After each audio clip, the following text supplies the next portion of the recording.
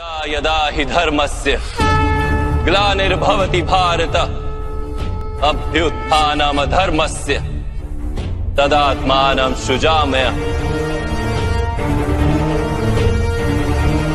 परित्राणाय साधूनां विनाशाय च दुष्कृतां धर्म संस्थापनार्थाय संभवामि युगे युगे। गुरु नाम सिंह महाराज जी प्रणाम। मन विषयों में वासनाओं में भटक गया है। कभी कभी इच्छा होती कि साधु संग का भी त्याग कर दूं। स्थिति कुछ ऐसी है कि कुछ समझ में नहीं आ रहा, क्या करूं, कृपया मार्गदर्शन करें। क्योंकि आप मन में तदात्म भाव किए। तदात्म भाव, तदात्म शब्द समझते हो किसे कहते हैं? तन्मयता, तन्मयता समझते हो ना? जैसे हम किसी भी विषय पर एकदम इतना एकाग्र हो जाए, कुछ विषय को ही अपना मान ले, मैं मान लू। जैसे शरीर है ना, ये मेरा है, पर इसे मैं मान लिया। आपको संबोधन किया जाए तो आप शरीरधारी, शरीर को अपना मैं मानकर ही बात करेंगे। शरीर से अलग आप हैं ऐसा आपको भाव नहीं है। मन से आप अलग है ऐसा नहीं। मन सुखी तो आप सुखी, मन दुखी तो दुखी। और मन विषयी आप स्वीकार करते हो। वो साधु संग कैसे स्वीकार करेगा? वो तो कहेगा ये छोड़ो शास्त्र की बातें, छोड़े क्योंकि वो विषयी है मन ना। तो विषयी मन कभी भगवत वार्ता को सही ढंग से सुनना नहीं। कामी जम कामी सम क्या जिम हरि कथा, कामी पुरुष को भगवत कथा थोड़ी अच्छी लगती है। तो मन हमारा अगर विषय वासना से युक्त है तो पहली बात हम उसे दोषी मानते हैं ना। दूसरी बात, तुम मन नहीं हो, इतना तो समझते हो ना। क्योंकि मन को तुम निरीक्षण कर रहे हो ना, तो जिसका निरीक्षण कर रहे हो वो तुम अलग हो और वो मन अलग है। इतना कहीं ना कहीं समझ पा रहे हो? आप मन को देखने वाले हो, मन नहीं हो। कि मन अच्छा जा रहा है या बुरा जा रहा है आप देख पा रहे हो, तो आप मन नहीं हुए ना। समझ गए ना इतनी बात? अब मन जहां धर्म के विरुद्ध जाए वहां उसकी खिलाफत करनी, उससे मिल नहीं जाना। जब आप उसकी खिलाफत करोगे, उससे सत्मार्ग में चलाना चाहोगे, तो आपको वो कष्ट देगा, वो आपको जलाएगा, आपके हृदय में मथन करके इतना वेग पैदा कर देगा कि आपको वो क्रिया करनी पड़ेगी। अगर आप उस वेग को सह गए तो तुम्हारे अधीन हो जाएगा। अगर वेग में आप चले गए तो तुमको अधीन कर लेगा। जो मन के अधीन हो जाता है वो नर्क जाता है, जो मन को अधीन कर लेता है वो भगवान को प्राप्त होता है। समझ पा रहे? धीरे धीरे नाम जप करो और मन की चाल को देखते रहो। जब गुरु धर्म शास्त्र के विरुद्ध चले तो उसे रोको, फुसला के डांट के उसे भगवत मार्ग में चलाओ। मन एक बिगड़ेल घोड़ा है। जैसे अच्छा सवार घोड़े को अपने अनुसार चलाना सिखाता है। अच्छा सवार वो पैर के इशारे से बता देगा किधर जाना, घोड़ा उधर चल देगा। अभी हम मन के अनुसार चलते हैं। और अगर आप भजन करोगे और धीरे धीरे धीरे मन की चाल को समझ गए तो आप मन को अपने अधीन कर लोगे। मन को अधीन कर लिया तो महात्मा बन गए। जिसने मन को मार दिया वो महात्मा, और मन ने जिसको मार दिया वही दुरात्मा। मनमुखी चाल चलते चलते कितना निकृष्ट हो जाता है आदमी कि राक्षस जैसा हो जाता है। पता नहीं मैं क्या कर रहा हूँ, इससे सामने वाले को कितना दुख पहुंच रहा है, ये सब बातें भूल जाता है। केवल मनोरंजन के लिए दूसरों की हत्या कर देता है, न जाने कितने कितने घोर पाप कर देता है। हो गया ना दुरात्मा। और मन को रोकना प्रारंभ कर दो तो महात्मा बनते चले जाओ। मन को जिसने मार लिया वही संत है, वही साधक है, वही भक्त है। अगर मन को नहीं मार पाया तो मन उसे दुर्गुण दुराचार कराता ही रहेगा। साधना सत्संग धीरे धीरे मन पर काबू पाने के लिए, साधना से मन को सुधारा जाता है। आत्मा तो जैसे पापी की है वैसे पुण्य आत्मा की। आत्मा में कोई परिवर्तन नहीं होता। सारा खेल इस मन ही राम का है। मन सुधर गया तो महात्मा, और मन बिगड़ गया तो दुरात्मा। आत्मा तो दोनों में लगी, महात्मा और दुरात्मा।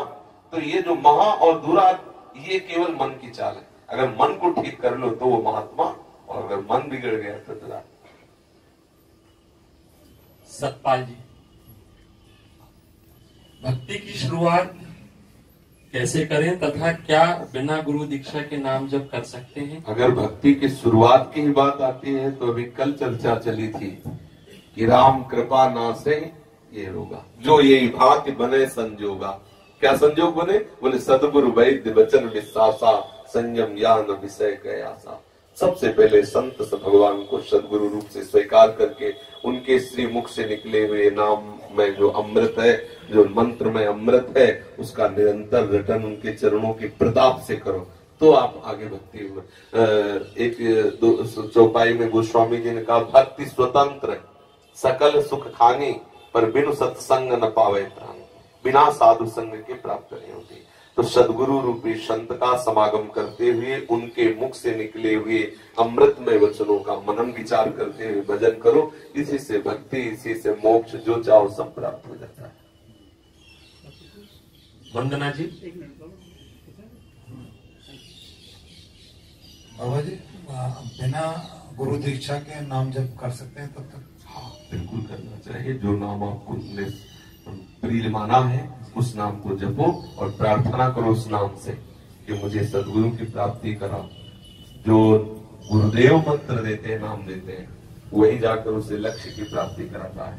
जो ऐसे नाम जपा जाता है वो हमारा नाम गुरुदेव तक पहुंचाता है, और गुरुदेव के द्वारा जो सबीज मंत्र मिलता है, सबीज नाम मिलता है, वो भक्ति को रूपी वृक्ष को प्रकाशित कर देता है।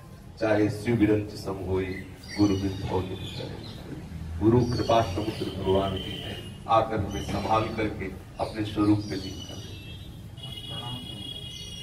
वंदना जी। कोटि कोटि प्रणाम महाराज जी। श्री प्यारी जी राधा रानी जी के चरणों में मन कैसे अटके? अटके पहले जो भटका उसको समेट लो तो अटक जाएगा। जहां जहां भटका है वहां से उसे समेट लो तो अटक जाएगा। अब वो भटके को संभालो तो अटके में देर नहीं लगेगी, और हम अटके की कोशिश करेंगे तो भटकाव बढ़ता रहेगा। जहां जहां भटका उसको समेट ले। जननी जनक बंधु सुत दारा तन धन धाम सुहृद परिवारा, यहां भटक गया है। इस भटकन को समेटो। सबकी ममता ताग बटोरी और मम पद मन है बांध बर, अटक गया। पहले जहां जहां कनेक्शन है बाहर जाने का वो सब काट दो, तो सीधा एक कनेक्शन राधा रानी के चरणों में हो गया। अब ये कनेक्शन काटने की कैंची है विवेक, क्योंकि वो जो कनेक्शन है वो मोह का है। मोह गए बिनु राम पद होई न दृढ़ अनुराग, मोह मूल बहुसूल प्रद त्याग तम अभिमान, भजहु राम रघुनायक कृपा सिंधु भगवान। तो विवेक रूपी कैंची, वो विवेक तो मोह भ्रम भागा। तो विवेक रूपी कैंची सत्संग में साध समागम में मिलती है।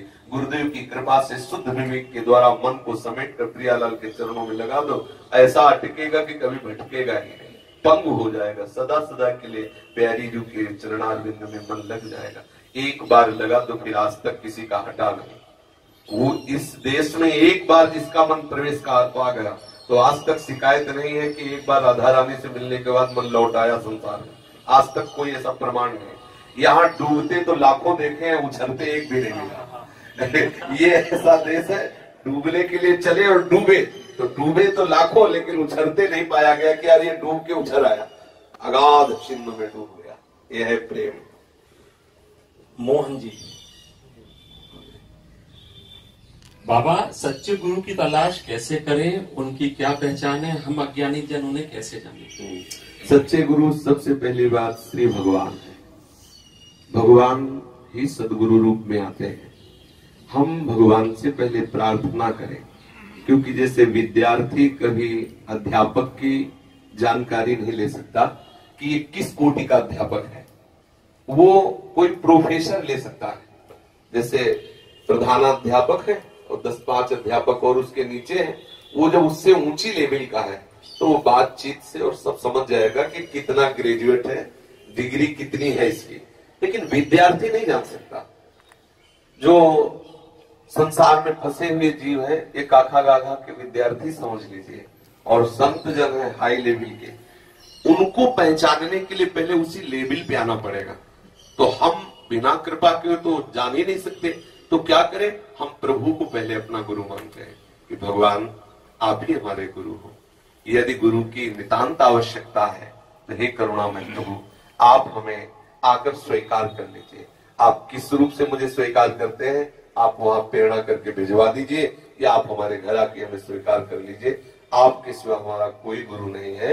अगर गुरु की आवश्यकता है तो आप आइए और हमें बताइए कि मैं गुरु रूप से आ गया हूं। बस सीधी बात है। नहीं तो संत को पहचानने के लिए संत ही चाहिए, दूसरा नहीं पहचान। या वो अपने को कुछ जना दे, आरत अधिकारी जब पावे गूढ़ो तत्व न साध दुरावे, वो जना दे तो आप उतना ही जान सकते हो जितना आपके पास पावर है। इसके आगे की बात फिर भी नहीं जान पाएंगे। लाखों जन है लेकिन वही जान पाओगे जितना आप में आत्मबल है, जितनी पवित्र बुद्धि है।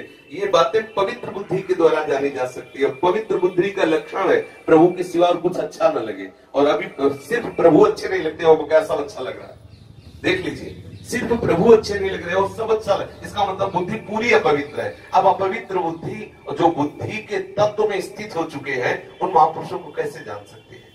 साधारण कई बार हमने बताया है कि सदगुरु या संत की पहचान इतनी है जिनके समीप बैठने से संसार झूठा लगने लगे, जिनके समीप बैठने से प्रभु अच्छे लगने लगे, जिनके समीप बैठने से मन में उद्गार प्रकट होने लगे कि अब लो नशानी अपना से आज तक की आप बुरा नहीं करूंगा और हे प्रभु आप मुझे कैसे आपका भजन मिले, कैसे मैं आपको प्राप्त करूंगा। ये बातें आने लगे तो जान लो हम संत समागम कर रहे हैं। ये संत समागम का लक्षण है कि आपके अंदर ये बात आनी चाहिए। अगर ये नहीं आ रही तो या आपका अंतःकरण बहुत मलिन है या वो संत नहीं तो संत समागम का ये स्वरूप है कि संस्कृति का अंत आपके आवागमन के चक्र को रोकने की सामर्थ्य रखता है संत समागम। आज सत्संग सुना आपने, सत्संग की महिमा का बीच में थोड़ा सा वर्णन हुआ था। सत्संग वो एक कल्पतरु है, जैसे कल्पतरु के समीप जाने पर दरिद्रता नहीं सताती, ऐसे सत्संग में रहने वाले को अज्ञान मोह काम क्रोध लोभ ये सता नहीं सकते। लेकिन अंदर और बाहर दोनों से सत्संग हो। बाहर से जो सुना उसे अंदर ले जाओ और उसका चिंतन मनन करके अपने आचरण में उतारो तो हो गया आंतरिक और बाहरिक दोनों सत्संग। अभी जैसे अपने लोगों ने बाहर सुना और फिर चले गए, अब उसको अंदर हमने मनन चिंतन नहीं किया तो हमसे आचरण गलत होते रहेंगे और हम कहलाएंगे सत्संगी। पर सही माने में सत्संग तब माना जाएगा जो सुने उसका मनन करके आचरण में उतारे, तो बहुत जल्दी हमें कृपा काम हो। तो पहले आप भगवान से प्रार्थना करो, वही आपको मार्ग दिखा दे। लाडली लाल सहचरी।